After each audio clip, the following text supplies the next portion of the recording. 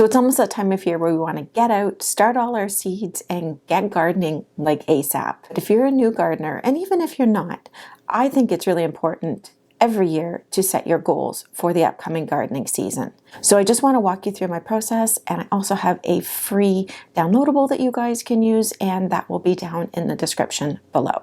If you're new around here, then hi, I'm Kiri. On this channel, we talk about all things micro homesteading, from growing indoors hydroponically to growing outdoors in the garden, and other ways that you can become more self-sufficient and less reliant on the grocery store. Today, we are going to talk all about goal setting, why bother doing it, what it means, and how you can do it. It's not hard, and I'm going to walk you through it step by step. So the first thing you want to do is define your why. Why are you doing this? Why do you want to garden? Why do you want to get your hands into the dirt? And why is this even important? For me, I've found that having this why or mission statement or whatever you want to call it, it's kind of good to help ground you when life starts throwing curveballs at you. In case you're someone that likes to have examples, it might be helpful if I explain a little bit or walk you through my own why. So what is my why? I think for me, going into this gardening season, barely going into it at this point, because it's still freezing cold and the wind outside is howling at the moment. My why for this year is to cross off, hopefully permanently, any of the things that we eat every week that we would otherwise have to get from the grocery store. Now, your why could be something completely different. You want to start growing your own food for the first time, or you want to try out heirlooms because, and I would strongly recommend this one because I love me some heirlooms. But it can be anything. It's your why. Nobody can tell you it's wrong. Nobody can tell you it's silly. It doesn't matter to anyone else. It's that one thing that if life gets hard, you're going to look at it and go, yes, that's why I'm doing this. And it will hopefully help to drive you forward and keep you on this path to becoming more self-sufficient. I'll include the free worksheet down in the description below. If you want, you could go ahead and grab that now and then kind of fill it out as we go through. If not, you can just listen and fill it out afterwards. It's totally up to you. The other important thing about the why is it's going to help guide the goals that you're going to set, which is ultimately what we're trying to do today. So once you have your why, now we need to jump into setting our goals. And we're going to totally nerd out a little bit here. And we're going to want to make sure that they are SMART goals. And what does that mean? Put it on the screen here. And so what does SMART stand for? Well, it stands for specific, measurable, attainable, relevant, and time-bound. So you could just go and write down your goals. You don't have to make them SMART. I would suggest you try and have about 3 goals. But if you can make them SMART goals, it's going to make them, I think, a lot more useful. So now that we know that we want SMART goals, let's take a look at what each of those things means and break it down. And I'll give you some examples. So specific. Why do we even care if our goals are specific? We're talking about making a commitment here to our garden and to ourselves. So we don't really want to have anything that's just wishy-washy. So say our goal was, I want to grow my own food.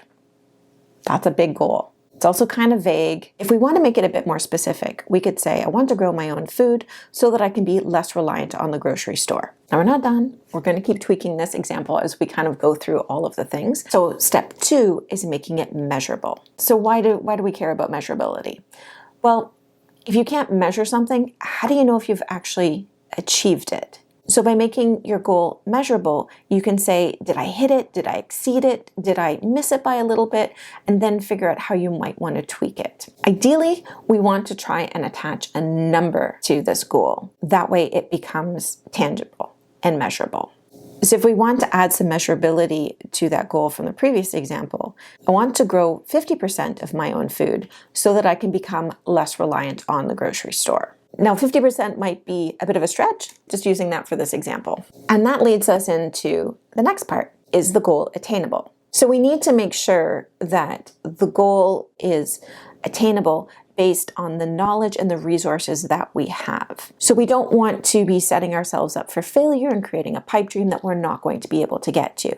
Now, if it's a skills deficiency, there's so much on the internet that you could go and read up on and learn more, or read a book, or there's so many other ways you can do that, but you may need to do some things to bring that into being an attainable goal. So in order to make it more attainable, let's take our goal of, I want to grow 50% of my own food so that I can be less reliant on the grocery store, and tweak it once more to be, I want to grow 10% of my own food so that I can be less reliant on the grocery store. The goal is really starting to change and become something that we can grab onto, but we're not done yet. An important part of the goal setting is to make sure that your goal is relevant. Let's take a look at our goal, which is currently at, I want to grow 10% of my own food so that I can become less reliant on the grocery store. And let's change it to, I want to become more self-sufficient by growing 10% of my own food so that I can become less reliant on the grocery store. And now it's really starting to feel meaningful. And this is it, guys. This is the last step. So our goal is right now at, I want to become more self-sufficient by growing 10% of my own food so that I can become less reliant on the grocery store. So now that we know that our goal is specific, it's measurable, it's attainable, and it's relevant, we need to put some time around it. We don't want this goal stretching on forever and ever. The goals that we're setting today, we want them to be time-bound. One way that we could do that, gardening goals, for me, they're kind of easier to make them time-bound because you can just tie them to the growing season. That's what we're going to do in our example. But you could also say that it's in this succession planting, or it's in this month, or it's in this quarter. It's up to you how you make your goal time-bound, but just make sure you do that. So there's just one more little tweak to add, and we're going to change our goal to, I want to become more self-sufficient by growing 10% of my own food this growing season so that I can become less reliant on the grocery store. And there we have it. A smart goal. You know exactly what you want to do. You have a method of measurement. You know that it's attainable.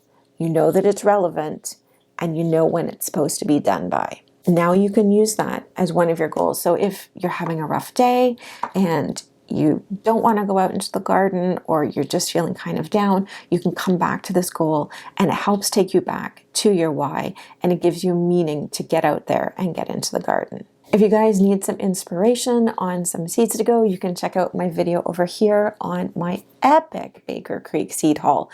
I have been buying a lot of seeds this winter. And if you're looking for other micro homesteading content, you can check out my playlist over here. I really hope that you guys found this helpful, and you're going to go out there and set your own goals. Don't forget to grab the worksheet down below. And until next time, don't forget to enjoy the little things and go out there and make food grow. Bye, guys.